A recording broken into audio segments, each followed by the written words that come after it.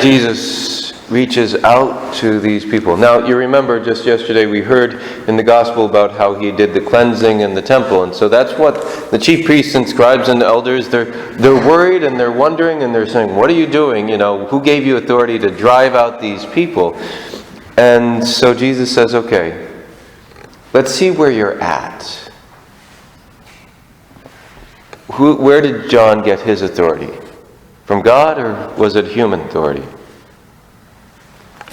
So they have to come and see that. And I can imagine any of the answers Jesus gave, or any of the answers rather the chief priests gave, he would have then been able to have a dialogue. If heavenly origin, okay, well, let's talk about that. Of human origin, okay, well, let's have a discussion, an argument about this. But where were they? They straddled the issue. They refused to go on one side or the other. They were lukewarm. They would not hold fast. Why? Because of fear. Because of fear of what people would say, of how people would react. And because of that, he's not able to give them a straight answer because they refused to give him a straight answer.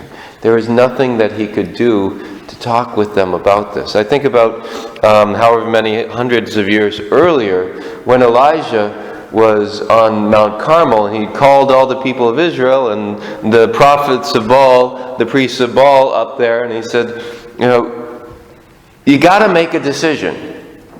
If the Lord is God, follow him. If Baal is God, follow him. And they're like,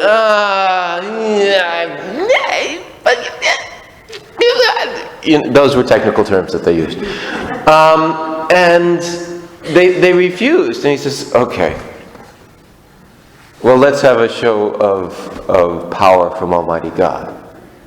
Whoever answers with fire, that's God. Okay, and so he lets the priests of Baal, and nothing happens for hours on end. Nothing happens. Then Elijah says, okay, now it's my turn. And they pour water 3 times in huge amounts over the sacrifice, and still it's consumed by fire from heaven. Then finally the people are like, the Lord is God, the Lord is God. You got it finally, you follow Adonai. And so often then in the history of Israel, and wouldn't it just be nice if it were Israel, but the history of all of the world, ourselves included, we can straddle the issue. Yes, we might say the Lord is God, but it takes more than just saying it or proclaiming, I believe in one God, the Father Almighty, for us to really follow him. It needs to take root in our action. We look at today's feast day, we have the Ugandan martyrs, Charles Lwanga and companions.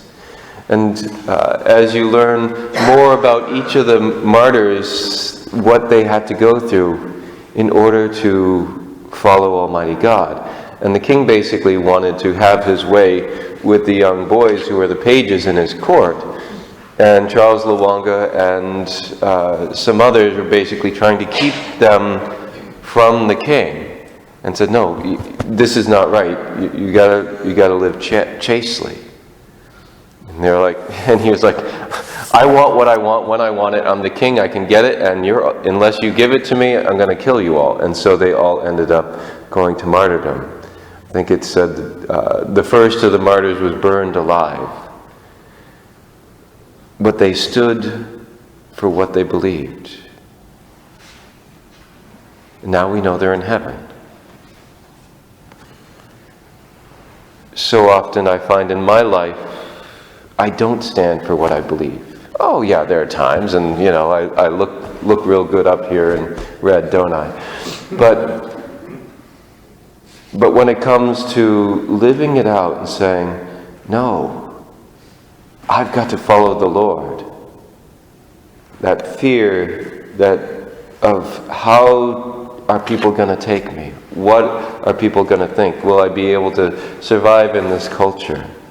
That can take root. Let us ask the Lord today, through the intercession of Mary and through the intercession of the Ugandan martyrs, that we may have the strength and courage not to vacillate on our faith, but to hold fast, to have that strength and courage to say, yes, I believe, not just with my words or with my mind, but with my whole self, my actions included.